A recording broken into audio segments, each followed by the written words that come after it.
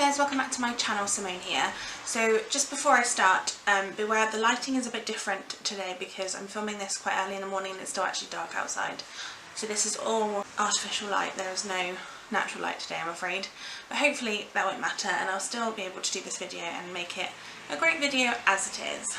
And also there will be quite a few traffic noises outside because there are people going past on the way to work. So again, I'm sorry about that, but I have to get this filmed now because I don't really have another chance. Today I'm going to be filming my Halloween Reads and Recommends video, which I will link the playlist to below. I've done quite a few of these now, but as you probably know, we're nearing the end of October, so we are actually getting to Halloween quite soon, and so I wanted to talk about some kind of creepy books, some scary books that I've read, 5 of them, and 5 that I've been recommended or want to read. And yeah, we'll see how that goes. I really struggled not to just make this about Stephen King's books because you know how much I love them, but I might do another video about his books sometime soon. So yeah, I've only got one, I think I've got 2 Stephen King books in this, one for the reads and one for the recommends, so the rest are all completely different. So I'm going to start off with the 5 that I have already read, and the first one of those is Frankenstein by Mary Shelley. Now, I wasn't the biggest fan of this book. I think I gave it a 2-star. However, I think if you enjoy more classic books with sort of more classic language, I guess, because the problem I had with this is the actual language of it. I found the way it was written was quite convoluted, and I think the wording was just a bit much for me. It kind of reminded me of like, it was like a typical classic to me, you know. I think of a classic and I automatically think it's going to be really hard to read, it's going to be very wordy, and this was one of those books, unfortunately. I didn't enjoy it because of that. I think it just made me feel like it was not accessible to me. I really struggled. But I will say, if you like that kind of type of writing, then I think you will like Frankenstein, because I did like the storyline of Frankenstein. Most people know it, but it's kind of about Dr. Frankenstein making a monster, basically, and it's kind of about what it means to be human, and there's lots of kind of philosophical like storylines, I guess, behind, or meanings behind the storyline. And I definitely think it's worth reading if that's the type of thing that you like to read. Me personally, it wasn't for me, just because, again, like I said, the writing, but it is a good book to read around this time of year, of course, because who has not heard of Frankenstein? Secondly is actually one of my favourite Stephen King books, and that is Salem's Lot by Stephen King, which is kind of Stephen King's take on a vampire story without being completely about vampires. Like, it's kind of a weird one to explain. So basically, Salem's Lot is about a place called Jerusalem's Lot, which is probably in Maine, let's be honest. Most of Stephen King's books take place in Derry, Maine. I don't actually know where it takes place. It's in Jerusalem, Jerusalem's Lot, should I say. And it follows a writer who goes back to Jerusalem's Lot. He used to live there when he was younger, but he goes back there and decides to investigate and write a story about the creepy old house that is kind of on a hill in Salem's Lot. And when he gets there, he tries to kind of rent the house, but somebody else is kind of beating him to it. And then he tries then to find out all about these people that have moved in. And yeah, like I said, it's a vampire novel, and I thought that Stephen King did this really well. It was kind of a scary vampire novel more than, like, I think traditionally these days we see vampires as kind of these, like, not so evil, like, you know, there's too many stories about, like, the Shadowhunters or the like Twilight series, for example. What I probably mean is it's like an adult vampire novel as opposed to a YA one, because that tends to be the sort of differentiation. But yeah, I really liked Salem's Lot. I think I gave it a 4 or a 5-star. I honestly can't remember which, but I did definitely really enjoy it. And if you haven't read a Stephen King book and you kind of want to read a creepy one at Halloween, this is one I would definitely recommend this year. Up next is another one I didn't love, but I think that certain people will not really like this. I think it just wasn't really for me. This is The Madman's Daughter. This is a I think it's like a loose retelling of, is it the Island of Moreau or something like that? Oh, I'm not very good at classic like that because I've never actually read the original. But basically, it follows a girl who whose father, I think this is set in like the Victorian times, but again, I feel like I read this such a long time ago, honestly. But basically, it follows a girl who believes that her father is dead, and then she finds out that he is actually not dead. What he did was he ran away because he was found out or exposed to have been experimenting on animals, and he's gone to an island, and she goes to try to follow him in order to kind of find out what actually happened, because her sort of family name is sort of in disrepute at this point. So yeah, I didn't like it because of the gratuity of and the kind of gore of the violence that were in this. There was a lot of explanations of like vivisection and like mutated animals and things, and I just found it really uncomfortable, and I didn't particularly like the main character. However, if you're okay with that kind of description, then I think that this will be a book that you'll like, because I've heard lots of good things about it. I would say go into it kind of knowing that, so that you are aware, so you don't kind of go in and be shocked by it like I was. But yeah, I think this is definitely a good story, but I personally just didn't like the way it was written. But yeah, I think you'll like it, and it's a good Halloween read anyway, because it is kind of that scary, spooky element. Next up is actually a book that I read quite recently, and I got it from, or sent it by NetGalley, and yeah, I'll link the review I did down below on Goodreads actually, because I did one of those. And this is No Place Like Home by Rebecca Muddyman, and I believe I gave this one a 4-star. I can't 100% remember. I'm really bad at remembering what ratings I gave books. But this is a creepy thriller book that's not too scary, so if you're looking for a book at Halloween that's not going to completely terrify you, but it is kind of thrilling and there is a mystery element to it, this is definitely a good one. This, and I believe this came out in September, I think, so it's available now. But this book, No Place Like Home, follows a girl who's recently, she's got her own house, and she is kind of happy and excited that she can move into it and just start her adult life properly. And then one day she's walking home from work and she sees a man in the window and realises that there's somebody in her house, and she then has to decide what to do, and it follows that. There is lots of twists and turns in this book, something that I did not expect to see at all, and it also has that really mysterious, like creepy element. You know something's wrong and you can't quite work out what it is. And it also has that like fear thing where I think to myself, if somebody was in my house when I came home from work, how would I react? And it makes me think that this could actually happen to somebody, as opposed to some thrillers or some kind of creepy books where it's not overly realistic, whereas this one really is. So yeah, this one was really an interesting read, and I'm really glad I read it, and I think that more people should read it, because Rebecca Muddyman's writing to me was amazing.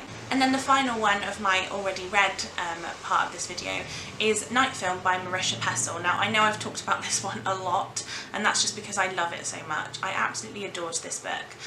This is a book about a journalist who has been sort of investigating a film director who makes these films that have now been banned because they're so gory and kind of gross, and there's lots of things wrong with them, and they're kind of now like black market stuff, like people really try and get their hands on them, and they have like underground watching parties and things like that.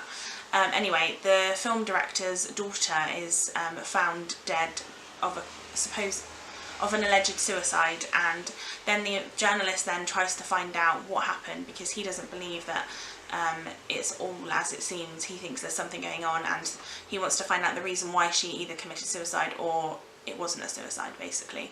And the only thing I didn't particularly enjoy about this was right at the very end. I didn't enjoy the very end part, but I still thought this was a really interesting read, really, really fascinating.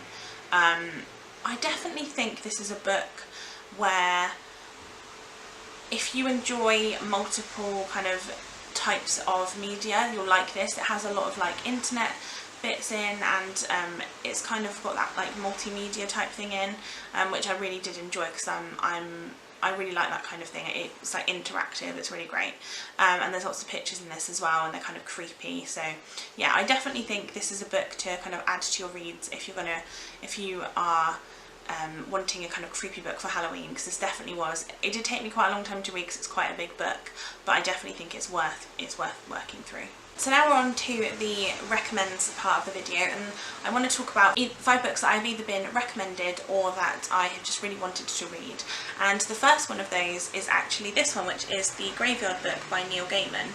This is a story that, if you're looking for a Halloween read that's not that, it's kind of not as creepy. This, I believe, is kind of It's a little bit kind of creepy, but it's more, because I think this is like a YA book, or is it a middle grade? I can't really remember. But basically, what have people said about it? It is a creepy tale apparently, but yeah. So this follows a little boy named Nobody Owens, known as Bod, who lives in a graveyard and is being raised by the ghosts in the graveyard. And I just think that sounds really, really cute and kind of fun. And I believe this one, particular one I've got, has got some illustrations in it. So there's kind of this is the graveyard and stuff like that. So yeah, I haven't actually ever read a Neil Gaiman book, which I'm quite ashamed of myself that I haven't. But this one I feel like is kind of one of those great ones to read about Halloween time, because it's quite sort of, it's not too creepy, it's kind of that like light creepy, I guess, if you know what I mean. And yeah, I feel like this is just going to be one of those books that's really going to be interesting, and yeah, I'm just really excited to read this. Then next up we have the Stephen King book for my recommends part, and I have lots of Stephen King books and I could have picked any of them, but this one is particularly scary because of the storyline of it, I think. And for me that is Cell by Stephen King. Now this terrifies me because basically it's where a virus goes through mobile phones into all of the people that have their mobile phones, and kind of creates walking zombies, I think. And it's about a man named Clayton Riddell who has to try and reach his son before his son he switches on the phone. And this is terrifying. The idea of this makes me feel a little bit like, yeah, I just think this sounds absolutely terrifying. If that again is something that I feel like could happen with technology and all this sort of stuff. So this, yeah, it sounds really, really interesting. Again, it's a Stephen King book I haven't read yet. This isn't a massive Stephen King book, I don't think. It's sort of 500 pages, but in comparison to Stephen King's normal size to his books, this is not overly huge. And yeah, I'm really looking forward to this one because I think he kind of does that dystopian type of thing really, really well. Next up we have Bird Box by Josh Malerman, and I've heard so many people talk about this. I think I first heard about it on the channel Books and Lala, so I will link her channel below. I love her channel. I think she's so creative and amazing, and she talked about this book. I think it was for Spookathon last year, or maybe not, I can't remember. I know it was a book that she's definitely mentioned before, and I'm sure that's where I first heard it. But basically Bird Box is a story that seems kind of creepy as far as I know. So Bird Box follows a world where if you see something that's particularly terrifying that's outside of people's houses and things, there's something in the in this world, and if you see it, it drives you to like immediate violence, I believe, and you either kill yourself or other people. I'm not entirely sure how it works. And basically it follows a lady named Mallory and her 2 children, and they are among the survivors who've kind of managed to just not see this thing, but they want to escape, and I think they want to like go downstream. They have to go down a river or something, but they have to go like 20 miles and they have to do it blindfolded so that they don't see whatever this thing is. And I don't, and like, it actually terrifies me, and I really, really want to read it because I'm very excited to kind of, I really want to read like a thriller book, like a proper mystery, like psychological horror story, and this is definitely one of those. So if you're looking for something like that, I would definitely recommend this one because I've not heard anybody say bad things. Everyone I've heard that has read it has loved it. The next one is the book The Girl with All the Gifts by M.R. Carey. Now I was on holiday maybe 2 years ago now, and it was last October I was on holiday, and I actually took this book with me, The Girl with All the Gifts, and I read about 100 pages of it, and I DNF'd it because I just couldn't get into it. I didn't think it was very interesting to me. However, as you'll see coming up in my wrap up this month, I actually read The Host for a second time this month because I read it before and really didn't like it, and then I reread it this time and actually thought it was interesting. So I think The Girl with All the Gifts might be one of those books that just I read at the wrong time and I wasn't really paying as much attention as I should have been because I was on holiday. So I really would like to reread this one. It basically follows a girl who every morning is taken out of her cell in a wheelchair. She's strapped down and taken to a classroom where they then teach her. And there is something about her that is a bit different, and it's about the things that happen. I don't want to say what that difference is because it is a bit of a spoiler, and I think like I just think you need to go into it without having read that. But I also think there might be a TV show or a film of this, so I'd quite like to watch that afterwards. So yeah, that's definitely one that I'm planning on reading again, and in the hopes that I like it this time. And then the final one I have is another thriller, and this actually has been blurbed by Stephen King, and it says, if you liked Gone Girl, you'll like this. So, I mean, I really don't like it when they compare. However, I hope this one will be great, just the same as Gone Girl. That one is Final Girls by Riley Sager, and I've heard really good things about this story. This basically follows 3 girls who have all been part of mass murders, I believe, who survived in each individual. So each one of them has been part of a separate one, and they were the last survivor, basically. And then one of them dies in kind of mysterious circumstances, so there's only 2 of them left. And yeah, I think the girls then think maybe they're next, like maybe it's something to do with that. And I think this has, I've heard great things about this. I believe it's quite full of twists and things in this, so another thriller that I'm really excited to read, and I'm really hoping that I will get to at some point soon, because you know I love a thriller anyway, and this one just sounds really, really interesting, and I love that kind of idea of final survivors, but then how they deal with that psychologically as well. So yeah, I'm interested in reading this story. There you have it, guys. That is my Halloween reads and recommends. I hope that you liked this video. Again, I'm really sorry about the lighting. I know it's not great, but this is the only time I have to film today, so I really wanted to get it done ready for you. Hope you have a lovely Halloween. I'm sure I'll be posting before then, but yeah, I hope you have a great one anyhow, and I will see you in the next video. Bye, guys.